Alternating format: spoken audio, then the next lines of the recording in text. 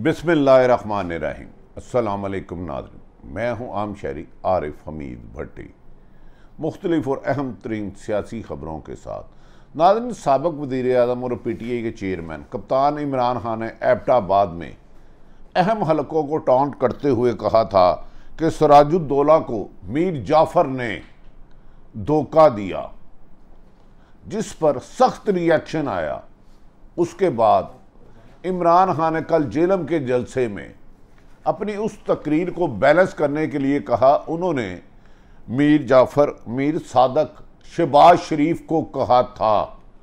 याद रखें कि इस किस्म की अहम अदारों को सियासत में घसीटने पर DG ISPR ने सख्त वार्निंग दी थी कि बाज आ जाए।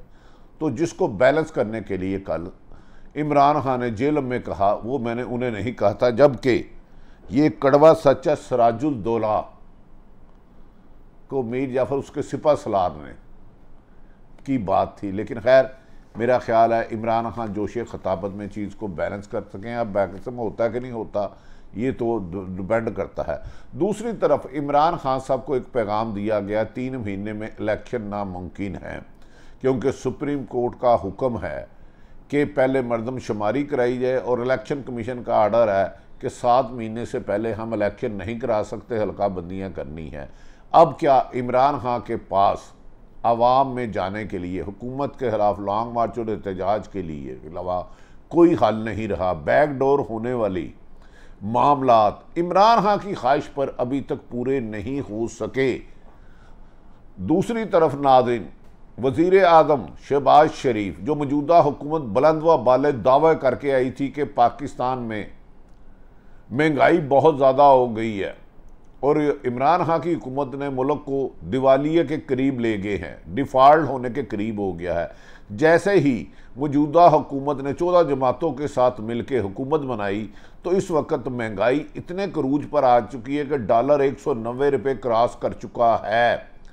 रोज़मर्रा की स्टॉक मार्केट मंदी का शिकार है। रोज़मर्रा की अशिया में ना ख़त्म होने वाला इजाफा होता जा रहा है, जिससे अवाम में सियासी और माशी बदहाली का शिकार होकर मुल्क में नारगी का ख़तरा पैदा हो चुका है।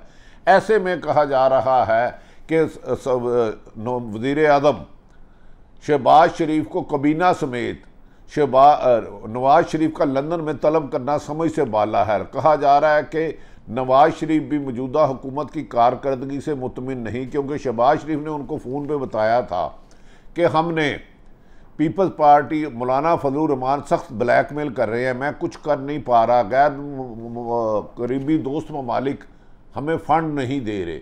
तो कहा जा रहा है ऐसे में इमरान नवाज शरीफ लंदन में बड़ा फ़ैसला कर सकते हैं कि किसी तरीके से पैगाम दिया जाए कि केयर टेकर हुकूमत बनाई जाए और वो मामला सेट करे, और फिर जो हुकूमत भी अगले इलेक्शन में कामयाब होकर आए और 5 साल करे और अपनी पॉलिसियों के मुताबिक हुकूमत को चलाए। इसमें कहा जा रहा है कि नवाज शरीफ ने सख्त शिकवा किया है कि मरीम नवाज का नाम अभी तक ECL से क्यों नहीं निकला। लगता है कि सियासत की अंदरूनी लड़ाई इत्तेहादी जमातों की अब शरीफ फैमिली पे भी असरअंदाज होने लगी हैं। दूसरी तरफ कौमी असम्बली में 63 यानी कि मुनर्रफ अरकान का फैसला रोज़ अगली तारीख की जाते जाते आज कौमी असम्बली के लिए जो फैसला कि 3 बजे सुप्रीम कोर्ट के मोहतरम चीफ जस्टिस साहब सुनाएंगे मुनर्रफ अरकान के बारे में। गो के मुनर्रफ अरकान ने अभी तक वोट नहीं दिया था। फ्लोर क्रॉसिंग उस शख्स पर होती है जिसने वो पार्टी पॉलिसी के ख़िलाफ़ एतमाद का वोट दिया हो। तो पंजाब के लोग तो यहाँ से डीसीट हो सकते हैं, लेकिन तहम इसका फ़ैसला वफाकी हुकूमत को ही और अदालत को करना होगा। नाज़रीन, साबिक़ वज़ीर आज़म इमरान खान ने आहिस्ता आहिस्ता पहले वो अपोजिशन को डाकू, चोर, गद्दार यानी कि पीपल्स पार्टी और नून लीग को गद्दार, डाकू, मीर जाफ़र और ये दाव कर रहे थे, और ये जब से उन्होंने हुकूमत संभाली थी वो सख्त जुमलों का इस्तेमाल कर रहे थे नवाज शरीफ के लिए, आसफ जरदारी के लिए, और ये कह रहे थे कि उनकी हुकूमत को अमेरिकन मरासले के ज़रिए, साजिश के ज़रिए गिराया गया है, क्योंकि उन्होंने एब्सोल्युटली नॉट कहा है।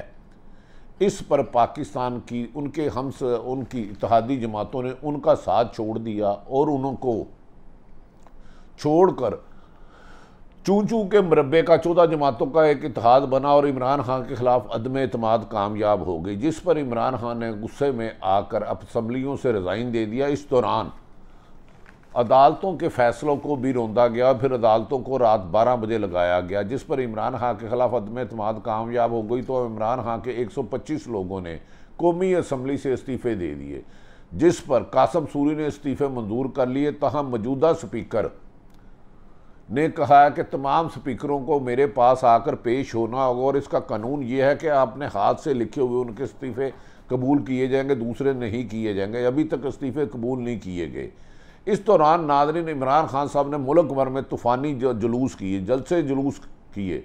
जलसों में खासी बड़ी तादाद थी, पर जलसों में तादाद होने का हरगिज़ ये मतलब नहीं होता कि बंदा इलेक्शन में क्लीन स्वीप कर देगा। एक जलसे में पूरे मुल्क से लोग आए होते हैं, जबकि हर हलके में कौमी असम्बली और सूबाई असम्बली का उसके महदूद लोग उसी हलके में वोट डालते हैं।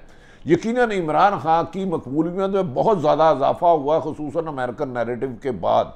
लेकिन इमरान खान पहले दिन से कह रहे हैं, जब से उन्होंने उनके खिलाफ अदम एतमाद आई है, तो उन्होंने कहा है कि मैं फौरी तौर पर 3 महीने में इलेक्शन कराने होंगे। अब कहा जा रहा है कि बैकडोर डिप्लोमेसी हो रही थी और इमरान खान को पैगाम दिया गया है कि इलेक्शन कमीशन ने माजरत कर लिया है। एक तो EVM पर इलेक्शन नहीं हो सकते, दूसरा उन्होंने कहा है कि सुप्रीम कोर्ट का हुक्म है मरदमशुमारी करानी है, और इसके अलावा ओवरसीज पाकिस्तान को वोट का हक भी नहीं दिया जा सकता। इस पर कम व बेशतर 7-8 महीने लग जाएंगे, यानी कि ये इलेक्शन मार्च 2022 की दिसंबर में या जनवरी में हो सकते हैं। इसका मतलब है नवंबर में होने वाली तैनाती इमरान खान साहब नहीं कर पाएंगे। इसी तैनाती जन्ना फैज़ हमीद की वजह से कहा जा रहा है अदारों के दरमियान और इमरान खान के दरमियान फासले बड़े थे। इसी रिवंज में उन्होंने पहले सिर्फ अपोजिशन को ललकारते थे, तो अचानक एबटाबाद के पहले मियाँ वाली के इलेक्शन में उन्होंने कहा हैंडलरों को भी मैं वार्निंग देता हूँ, यानी कि अदारों की तरफ भी आ गए। वो नून लीग और पीपल्स पार्टी और मौलाना फजलुर रहमान को तो वो कहते ही डीजल है, लेकिन जब अदारों की तरफ से सख्त रिएक्शन आया तो फौरी तौर पर उन्होंने कल जेलम के जलसे में कहा, मैंने मीर जाफ़र का शहबाज शरीफ को कहा था, हालांकि अगर आप तारीख़ पढ़े तो तारीख़ तब्दील नहीं हो सकती। सराजुद्दौला को मीर जाफ़र ने, उसका सिपह सलार था, तो उसने उनके खिलाफ साजिश की थी। बहरहाल इमरान खान ने उसको बैलेंस करने की कोशिश की और यकीनन इमरान खान की मकबूलियत में रोज़ बरोज़ इजाफा होता जा रहा है। नाज़रीन, दूसरी तरफ आज फिर सुप्रीम कोर्ट ने मनरफ अरकान कौमी असम्बली का फ़ैसला 3 बजे तक महफूज कर दिया है। अब देखना यह है, ताहम अगर पंजाब के मनरफ अरकान का रिज़ल्ट आता है तो पंजाब के मनरफ अरकान 25 लोग जिन्होंने हमजा शहबाज को वोट दिया था उसकी अक्सरियत ख़त्म हो जाएगी। ऐसी सूरत हाल में वज़ीर आज़म की एडवाइस को सदर तस्लीम नहीं करे, सदर के हुक्म को आर्डर को वज़ीर आज़म और पंजाब हुकूमत ने तब्दील कर रही और पंजाब में बांदर किला खेला जा रहा है। गवर्नर की तैनाती पर गवर्नर हाउस को इस तरह सील कर दिया गया है जैसे कोई जेल है और उमर चीमा को उसमें शामिल नहीं होने दिया गया। इस सिलसिले में उमर चीमा आज इस्लामाबाद एक अहम तरीन प्रेस कॉन्फ्रेंस कर रहे हैं। नाज़रीन, इस ऐसी सूरत हाल में मुल्क संगीन माशी बदहाली का शिकार है, सियासी अदम एतमाद है, सियासतदानों के दूसरे से दुश्मनियाँ और यहाँ तक के अदारों को भी अपनी इंतकाम का निशाना बना रहे हैं।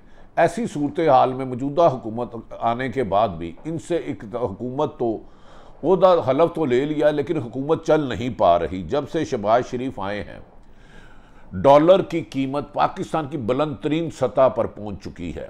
स्टॉक एक्सचेंज मंदी का आखिरी रिकॉर्ड भी तोड़ चुकी है। इसके अलावा दीगर मुश्किलात का सख्त शिकार है, सियासी अदम इस्तेकाम है, इलेक्शन कराया नहीं जा सकता और कहा जा रहा है कि ऐसे में नवाज शरीफ भी खुश नहीं है मौजूदा हुकूमत से। उन्होंने शहबाज शरीफ वज़ीर आज़म और अपनी सीनियर क़यादत मुस्लिम लीग को लंदन का तलब कर लिया है, जिसमें अहम तरीन फ़ैसला मुतवक्को होगा। केयर टेकर हुकूमत से लेके अगले इलेक्शन तक फ़ैसला करेंगे और वो सख्त सीख पा हैं कि मरीम नवाज़ का नाम अभी तक ECL से क्यों नहीं निकला।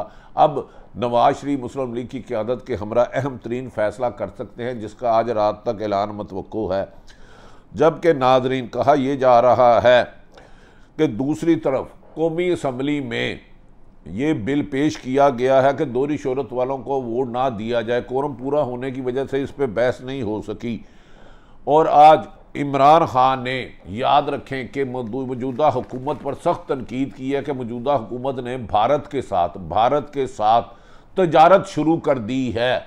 उन्होंने कहा कि उन्होंने अपने दौर में भारत को, मोदी को सख्त ललकारा था और उसके साथ तजारत नहीं की थी। उन्हें कहा था कि मकबूजा कश्मीर का मसला हल किया जाए फौरी तौर पर, फिर ही करेंगे, फिर ही भारत के साथ तजारत या दोस्ती करेंगे। याद रखें कि साबिक वज़ीर आज़म इमरान खान ने एक दफ़ा एक तकरीर में कहा था, अगर मोदी दोबारा इक़्तिदार में आ जाता है तो मकबूजा कश्मीर का मसला हल हो जाएगा। आज साबिक वज़ीर आज़म इमरान खान कहते हैं मौजूदा हुकूमत ने मकबूजा कश्मीर में होने वालों के खून से गद्दारी की और भारत के साथ मकबूजा कश्मीर का हल किए बगैर मोदी से दोस्ती हो गई और तजारत शुरू कर दी है। क्या इमरान खान साहब से ये सवाल तो यकीनन बनेगा। आपने तो खुद कहा था मोदी आएगा तो कश्मीर का मसला हल हो जाएगा। इमरान खान ने अपोजिशन जमातों को गिरफ्तार किया और काफ़ी देर अंदर रखा, लेकिन ये सवाल ज़रूर बनता है इमरान खान साहब, आपके दौर में भी सहाफ़ियों को नौकरी से निकाला गया। आप पर करप्शन के इल्ज़ाम नहीं, लेकिन आप फरा जिस पर मुबैना अरबों रुपए करप्शन के इल्ज़ाम है उनको डिफेंड कर रहे हैं। शहजाद अकबर भाग गया है। क्या आपने के दौर में करप्शन के खात्मे के लिए क्या क्या हुए? आप तो हमेशा उमर फ़ारूक रज़ी अल्लाह ताला की मिसाल देते थे। क्या आपके दौर में करप्शन कम हुई? क्या आपके दौर में इंतकामी कार्रवाइयाँ नहीं हुई? सहाफ़ियों को नौकरी से नहीं निकाला गया?